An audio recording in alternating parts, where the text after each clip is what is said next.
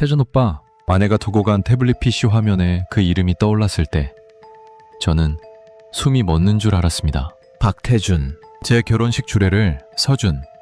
10년지기 절친이었죠. 이 이야기의 통쾌한 반전이 궁금하시다면 좋아요, 구독 눌러주세요. 그날 아침은 여느 때와 다를 바 없었습니다. 중소 IT기업 개발팀 사무실에서 박 과장, 이 대리와 함께 프로젝트 코드를 검토하고 있었어요. 월급 350만 원을 받는 평범한 개발팀 대리. 그게 바로 저였습니다. 민우 씨, 오늘 저녁 뭐 먹어요? 박 과장님의 물음에 저는 아내에게 카톡을 보냈죠. 여보, 오늘 저녁 뭐 먹을까? 하지만 읽음 표시는 뜨지 않았습니다. 1시간이 지나고 2시간이 지나도 마찬가지였어요. 퇴근 시간이 되어서도 아내의 답장은 오지 않았습니다. 집에 도착했을 때 거실은 텅 비어 있었어요. 저는 냉장고를 열었다가 그냥 닫아버렸습니다. 편의점으로 향했죠. 도시락 하나를 데워 혼자 먹는 저녁이 낯설지 않았다는 게 슬펐습니다. 밤 8시가 넘어서야 현관문이 열렸어요. 피곤해 죽겠네. 아내 수지는 가방을 소파에 던지고는 씻지도 않고 침대로 향했습니다. 저는 그녀의 옷에서 낯선 냄새를 맡았어요. 남성용 향수였습니다. 제가 쓰는 향수가 아니었죠. 주말이 되자 수지는 또다시 외출 준비를 했습니다. 긴급 회의래. 주말인데 진짜 짜증나. 명품 핸드백을 들고 나가는 그녀의 뒷모습을 바라보며 저는 휴대폰으로 아내의 SNS를 확인했어요. 최근 3개월간 올라온 사진들, 맛집, 카페, 전시회. 하지만 그 어디에도 제 모습은 없었습니다. 저녁 무렵 아내 회사 후배 김대리에게서 전화가 왔어요. 형님, 형수님 회사 서류 좀 급하게 받아야 하는데 연락이 안 되네요. 아, 그런데 김대리, 오늘 회사에 긴급 회의 있었어? 네. 오늘 토요일인데 회사 아무도 안 나왔는데요. 그 순간 제 손이 떨렸습니다. 거실 테이블 위에 아내가 두고 간 태블릿 PC가 보였어요. 저는 천천히 그것을 집어들었습니다. 화면을 켜자. 자동 로그인되어 있는 카카오톡이 떠올랐죠. 대화 목록 맨 위에 그 이름이 있었습니다. 태준 오빠, 심장이 쿵 내려앉았어요. 박태준.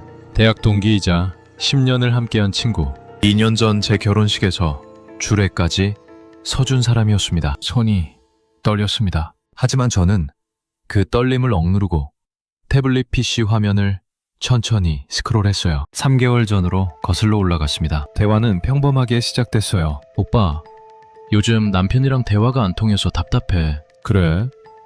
민우 그 친구 원래 말이 없잖아. 고민 상담. 그렇게 시작된 대화는 점점 달라졌습니다. 오늘 오빠랑 있으니까 너무 좋았어. 나도. 다음엔 더 좋은 데 가자. 한 달 전쯤부터는 노골적으로 변했어요. 두 사람이 주고받은 메시지를 읽는 게 고문 같았습니다. 하지만 저는 멈출 수 없었어요. 모든 걸 확인해야 했으니까요. 그리고 저를 비하하는 내용들이 나왔습니다. 민우는 월 350만 원밖에 못 버는 무능력한 월급쟁이야. 나랑은 안 어울려. 집에만 붙어있는 루저 같아. 답답해 죽겠어. 가슴이 무너져 내렸습니다. 아내가 저를 이렇게 생각하고 있었다니. 태준의 답장은 더 충격적이었어요. 불쌍한 친구야. 언제까지 저렴하게 살 건지. 수진아, 너는 더 나은 사람을 만날 자격이 있어. 10년 우정이 이 정도였습니다. 저는 이를 악물었어요. 스크롤을 내리자 사진들이 나타났습니다. 고급 레스토랑에서 찍은 투샷, 호텔 수영장에서 웃고 있는 두 사람. 수십 장의 사진이 저장되어 있었어요. 대화 내용 중에는 더 기가 막힌 것도 있었습니다. 어제 민우 몰래 공동계좌에서 200만 원 빼냈어. 그걸로 뭐 살 거야? 오빠가 말했던 그 가방. 오빠랑 같이 사러 가자. 제 돈으로 불륜 상대와 쇼핑을 다녔다는 얘기였죠. 저는 휴대폰을 꺼냈습니다. 손이 떨렸지만 침착하게 움직였어요. 모든 대화 내용을 캡처했습니다. 사진들도 하나하나 저장했죠. 클라우드에 백업까지 완료했습니다. 증거 확보를 마친 저는 태블릿 PC를 조심스럽게 원래 자리에 놓았어요. 아무 이유도 없었던 것처럼요. 소파에 앉아 기다렸습니다. 새벽이 되어서야 현관문이 열렸어요. 왜 안 자고 있어? 수진이 깜짝 놀라며 물었습니다. 피곤한 듯 잠이 안 오네. 저는 최대한 평온한 목소리로 대답했어요. 그래? 나 먼저 잘게. 수진은 그대로 침실로 들어갔습니다. 저는 소파 쿠션을 3개 움켜쥐었어요. 손톱이 파고들 정도로요. 하지만 표정만은 무너뜨리지 않았습니다. 이제 다음 단계를 준비해야 했으니까요. 주말이 지나고 월요일 아침이 밝았습니다. 저는 평소와 똑같이 출근했어요. 아무 일도 없었던 것처럼 행동했습니다. 점심시간이 되자 저는 자리에서 일어났어요. 박 과장님, 점심 먼저 다녀올게요. 네, 민우 씨.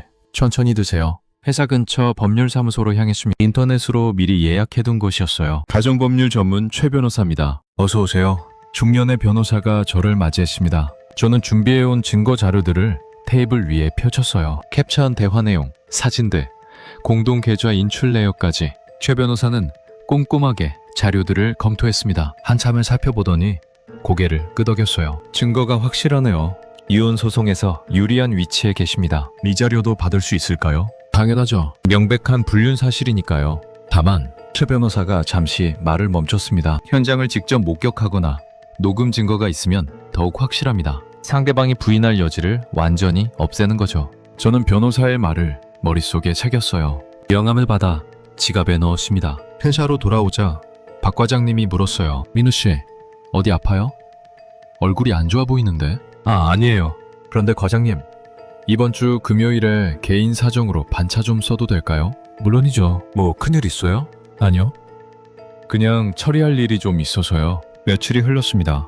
수요일 저녁, 수진이 또다시 늦게 들어왔어요. 샤워하고 잠든 그녀를 확인한 후 저는 거실로 나왔습니다. 태블릿 PC를 다시 켰어요. 카톡, 대화를 확인했습니다. 최근 메시지가 눈에 들어왔죠. 금요일 오후에 시간 돼? 오빠, 잠시 해보자. 어디서? 강남 그 부티크 호텔. 내가 예약해둘게. 알았어. 기대된다. 저는 호텔 이름을 검색했습니다. 위치를 확인하고 주변 지형까지 머릿속에 담았어요. 목요일이 되었습니다. 퇴근 시간이 다 되어서 저는 서랍 깊숙한 곳을 뒤졌어요. 3년 전 서류 파일이 나왔습니다. AI 알고리즘 특허 출원 서류였죠. 당시 회사 프로젝트로 시작했지만 핵심 부분은 제가 개인 시간을 들여 개선한 것이었습니다. 그래서 회사 특허와 별도로 개인 명의로도 출원해뒀어요. 며칠 전 받은 메일이 생각났습니다. 테크비전 코리아 김이사의 메일.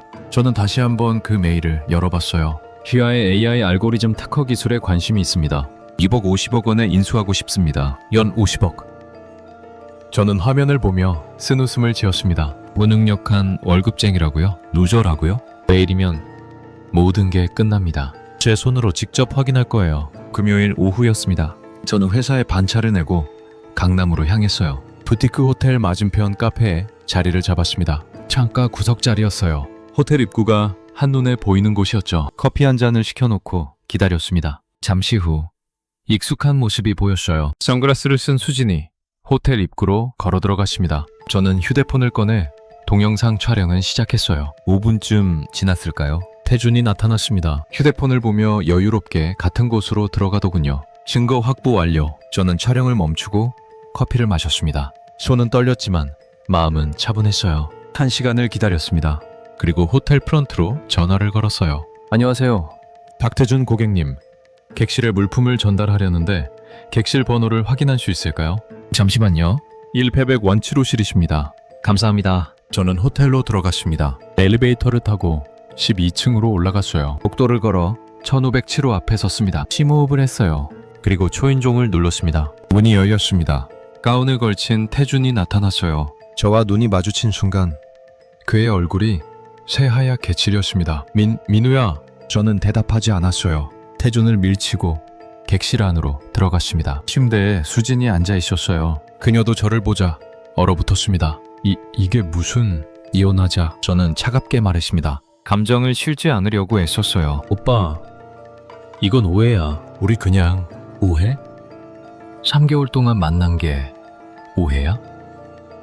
수진의 얼굴이 하얗게 변했습니다. 태준이 다가왔어요. 민우야, 미안해. 정말 미안. 저는 태준의 멱살을 잡았습니다. 10년 우정이 이 정도였어? 목소리는 낮았지만 분노가 배어 있었어요. 태준은 아무 말도 하지 못했습니다. 저는 그의 멱살을 놓았어요. 두 사람을 번갈아 보며 말했습니다. 변호사 통해서 연락할게. 그리고 돌아섰습니다. 뒤에서 수진이 뭐라고 소리쳤지만 듣지 않았어요. 호텔을 나와 주차장으로 향했습니다. 차에 올라타 핸들을 잡았어요. 긴 한숨이 나왔습니다. 이제 정말 끝이었습니다. 더 이상 미련도 후회도 없었어요. 새로운 시작을 준비할 시간이었습니다. 다음날 아침이었습니다. 저는 거실 소파에 앉아 커피를 마시고 있었어요.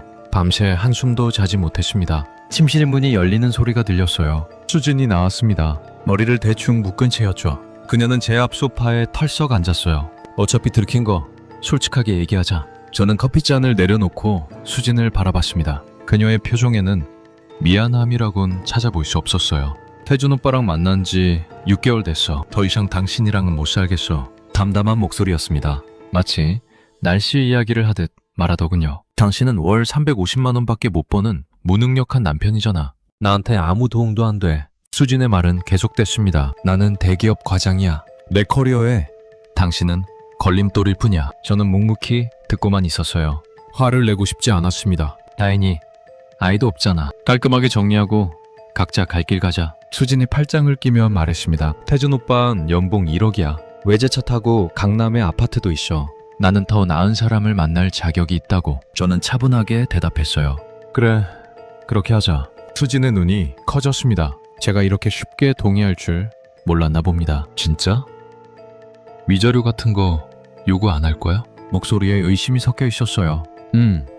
빨리 정리하고 싶으니까 위자료도 재산 분할도 필요 없어. 저는 담담하게 말했습니다. 수지는 잠시 저를 의아한 눈으로 바라보더니 곧 안도한 표정으로 바뀌었어요. 그래, 고마워. 그럼 다음 주에 바로 협의이혼서를 작성하러 가자. 알았어. 저는 고개를 끄덕였습니다. 수지는 일어서며 말했어요. 당신도 빨리 정리하고 새 출발하는 게 나을 거야. 그녀는 다시 침실로 들어갔습니다. 저는 창밖을 바라봤어요. 입가에 쓴웃음이 번졌습니다. 무능력한 월급쟁이라고요? 아무 도움도 안 된다고요? 곧 알게 될 겁니다. 자신이 얼마나 어리석은 선택을 했는지. 테크비전 코리아 김이사의 메일이 떠올랐어요. 연 50억 원. 그 숫자가 머릿속에 맴돌았습니다. 저는 휴대폰을 꺼내 답장을 작성했어요. 인수제안 수락하겠습니다. 계약 일정 잡아주십시오. 완성 버튼을 눌렀습니다. 이제 진짜 새로운 시작이었습니다. 더 이상 과거에 매달리지 않을 거예요. 앞으로 나아갈 시간이었습니다. 이혼 서류를 제출한 지 2주가 지났습니다. 저는 테크비전 코리아 본사 회의실에 앉아 있었어요. 김 이사와 법무팀이 마주보고 있었습니다. 계약서 내용 확인하셨죠? 네, 이상 없습니다. 저는 계약서에 서명했습니다. 연 50억 원. 그중 선금 50억이 제 계좌로 입금될 예정이었어요. 기술 이전 완료되면 나머지 금액 지급하겠습니다.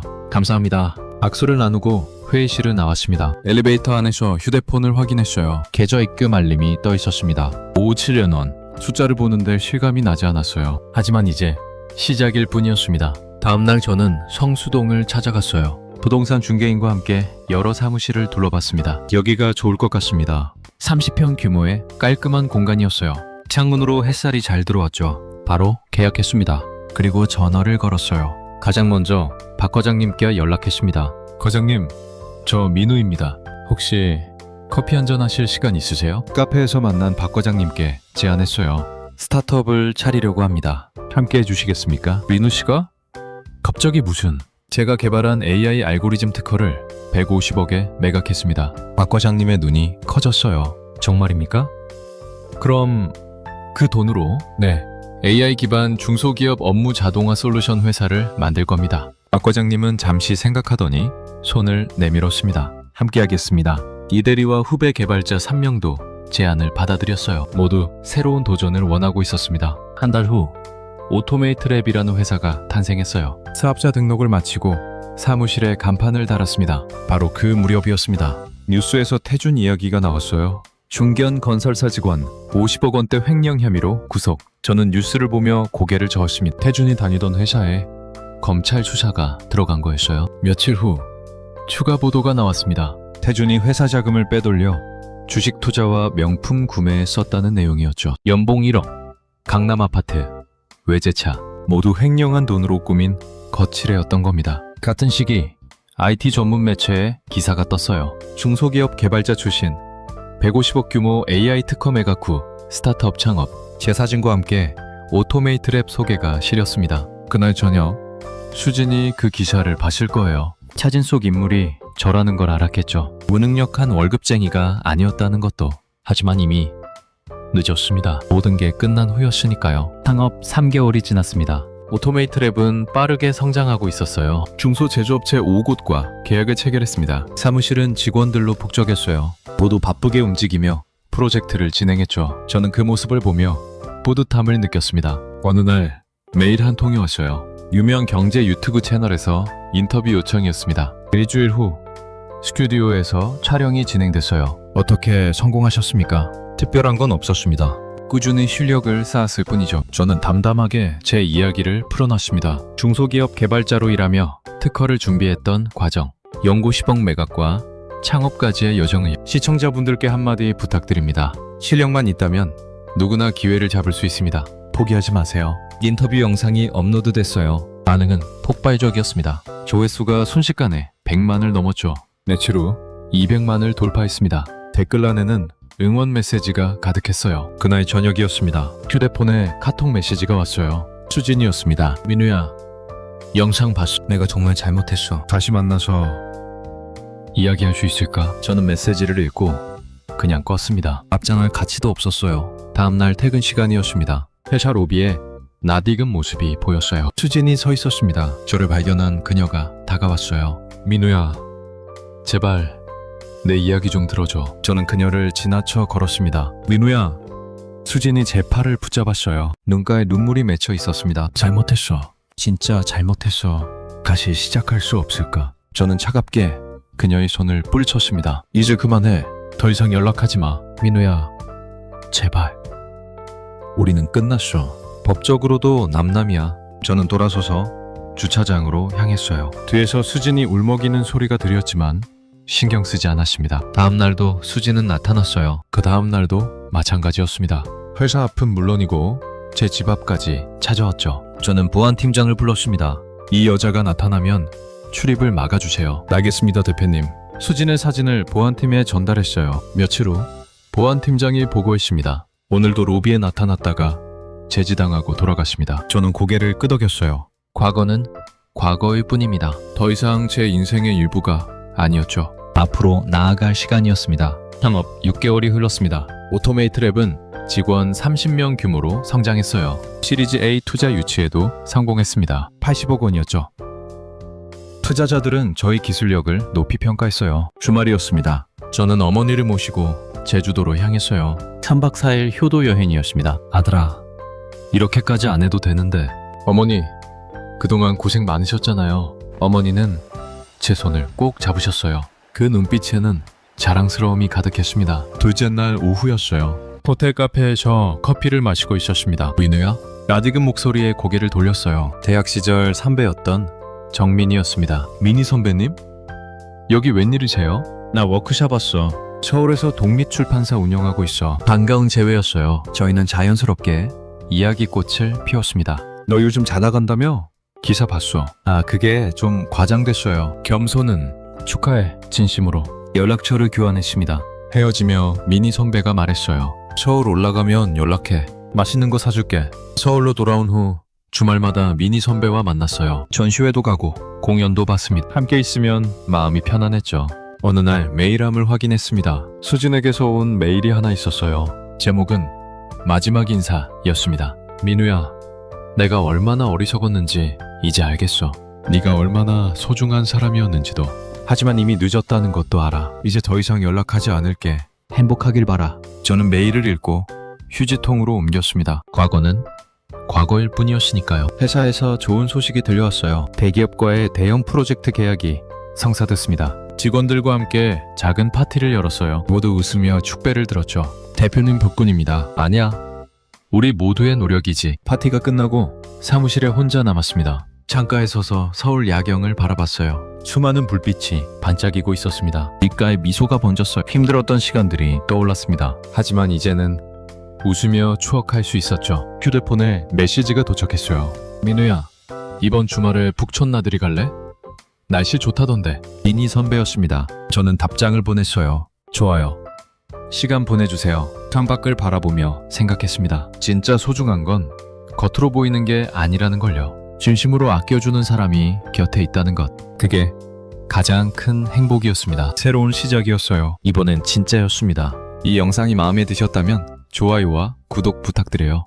여러분도 행복하시길 바랍니다.